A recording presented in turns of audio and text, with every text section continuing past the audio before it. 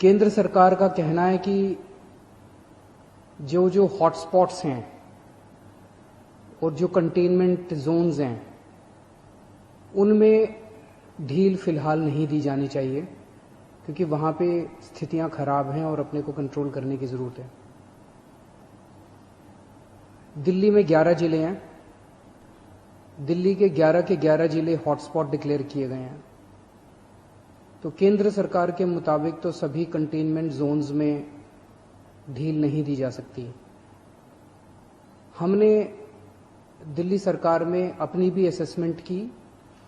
पिछले कुछ दिनों में मैंने कई एक्सपर्ट्स से बात की, लोगों से बात की, और उन सारी चर्चाओं का जो नतीजा निकला वो मैं आपके सामने रखना चाहता हूं। पिछले कुछ दिनों से दिल्ली में कोरोना के केसेस में बढ़ोतरी होनी शुरू हुई है। हमने टेस्ट भी ज्यादा करने चालू किए हैं। पिछले कुछ दिनों में हमने काफी टेस्ट किए हैं दिल्ली के अंदर, और कोरोना के केसेस में बढ़ोतरी भी चालू हुई है। कल हमारे पास 736 केसेस के टेस्ट की रिपोर्ट आई। उन 736 में से 186 कोरोना के मरीज निकले, यानी कि 25% लोग कोरोना के मरीज निकले। 186 तो काफी ज्यादा है। ये 186 के 186 सभी एसिम्प्टोमेटिक हैं। इनमें किसी में भी सिम्टम्स नहीं है। किसी को बुखार नहीं है, किसी को खांसी नहीं है, किसी को सांस की शिकायत नहीं थी। उनको पता ही नहीं था कि उनको कोरोना है। उनको पता ही नहीं था कि वो कोरोना लेके घूम रहे हैं इधर उधर। ये और भी खतरनाक बात है कि कोरोना फैल चुका है। बहुत सारे लोग कोरोना लेके घूम रहे हैं, और ये बीमारी ऐसी है कि किसी को पता भी नहीं चलता कि मुझे बीमारी हो गई है। कई बार सिम्टम्स नहीं आते, बीमारी हो जाती है। किसी आदमी का इम्यून सिस्टम स्ट्रांग है और वो घूमता रहता है, और पता नहीं कितने लोगों को कर देता है। तो ये 186 लोग अपनी अपनी जिंदगी में घूम रहे थे। इनमें एक व्यक्ति से जब हमने बात की, उसने बताया जी मैं फलाने फलाने फूड सेंटर में, हम लोगों को खाना बांटते हैं ना, दिल्ली सरकार लोगों को खाना बांटती है, पका हुआ खाना रोज देते हैं हम, लंच और डिनर। वो कहता है जी मैं पिछले कुछ दिनों से रोज सरकार के फूड सेंटर में जाके खाना बंटवाने का काम कर रहा था। आप सोचो उसने वहां कितने लोगों को इन्फेक्ट कर दिया होगा। तो मैंने आज ही आदेश दिए हैं, उस फूड सेंटर में जितने लोग आते हैं, मैं एज्यूम कर रहा हूं कि डेली वही लोग आते होंगे एक सेंटर में खाना खाने के लिए, उन सब की रैपिड टेस्टिंग करवाएंगे जितने भी लोग आते हैं। और दिल्ली में जितने भी हमारे फूड सेंटर्स हैं, उन सभी फूड सेंटर्स में खाना बांटने वाले सभी वॉलंटियर्स का और कर्मचारियों का हम रैपिड टेस्टिंग कराएंगे। तो इससे ये दिखता है कि दिल्ली के अंदर इस टाइम फैलना चालू हो गया है। रोज कंटेनमेंट जोन्स बढ़ते जा रहे हैं जहां पे ऑपरेशन शील्ड लागू किया जाता है। आज की डेट में 77 कंटेनमेंट जोन बन गए हैं दिल्ली के अंदर। हमने कंटेनमेंट जोन्स में रैंडम टेस्टिंग कराई थी। कहीं से 200 का सैंपल लिया, कहीं से 180 का सैंपल लिया, कहीं से, वहां पे रैंडम टेस्टिंग कराई थी। वहां पे निकल के आया कि कुछ कंटेनमेंट जोन्स जहां पे लोगों ने बात मानी, लोगों ने अनुशासन का पालन किया, लोग अपने अपने घरों में रहे, वहां पे एक भी नया केस नहीं आया। लेकिन जहां लोगों ने बात नहीं मानी और लोग गलियों में निकल आए, हम उस कंटेनमेंट जोन के अंदर किसी को नहीं आने देते, बाहर किसी को नहीं जाने देते। लेकिन अंदर लोग एक दूसरे के घर में जाते रहते हैं। लोग नहीं मानते, काफी उनको मनाने की कोशिश की जाती है, सख्ती करने की कोशिश की जाती है, लेकिन कई जगह लोग नहीं मानते। जैसे मैंने कल आपको जहांगीरपुरी का उदाहरण दिया। जहांगीरपुरी की एक गली, उसके अंदर एक ही परिवार के कई सारे घर थे, चाचे मामे ताया ये सब। उनमें एक ही परिवार के 26 केस पॉजिटिव निकले, क्योंकि वो माने ही नहीं। कंटेनमेंट जोन होने के बावजूद वो एक दूसरे के घरों में जाते रहे। तो जहां जहां कंटेनमेंट जोन में लोगों ने बात मानी है वहां एक भी नए केस नहीं मिले, और जहां लोगों ने बात नहीं मानी वहां पे कुछ कंटेनमेंट जोन्स में कई नए केस निकल के आए हैं। तो एक चीज तो यह है कि दिल्ली में कोरोना तेजी से फैल रहा है,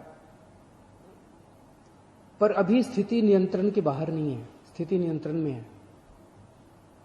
स्थिति चिंताजनक है, पर घबराने की जरूरत नहीं है। अपने को सबको अनुशासन में रह के इसको कंट्रोल करने की जरूरत है। आज दिल्ली में टोटल 1893 केस हैं, मोटा मोटा 1900 मान लो, 1900 केस हैं।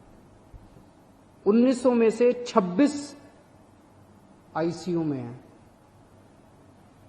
और 6 वेंटिलेटर पे हैं। लगभग 43 लोगों की मौत हो चुकी है। 26 आईसीयू में है, 6 वेंटिलेटर पे हैं। आप सोच के देखो कि अगर लॉकडाउन नहीं होता तो क्या होता। दूसरे देशों का जो हाल है, भगवान ना करे अगर ऐसा अपने देश में होता, अगर लॉकडाउन ना होता, मान लो 3000 लोगों को आईसीयू की जरूरत पड़ जाती, मान लो 2-2.5 हजार लोगों को वेंटिलेटर की जरूरत पड़ जाती है, और ज्यादा लोगों को। इतने तो आईसीयू ही नहीं थे, इतने तो वेंटिलेटर ही नहीं है। इटली में, स्पेन में, अमेरिका में यही देखने को मिल रहा है कि आईसीयू कम पड़ गए, वेंटिलेटर कम पड़ गए, अस्पताल की व्यवस्थाएं कम पड़ गई। सड़कों के ऊपर, अस्पताल के बाहर लोग पड़े हुए हैं जिनको इलाज नहीं मिल पा रहा। अगर लॉकडाउन नहीं होता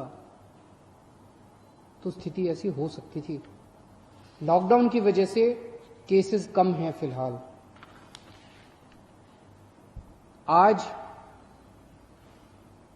दिल्ली में पूरे देश की 2% जनसंख्या रहती है, लेकिन पूरे देश के जितने कोरोना के मामले हैं उसका 12% मामले कोरोना के दिल्ली में है।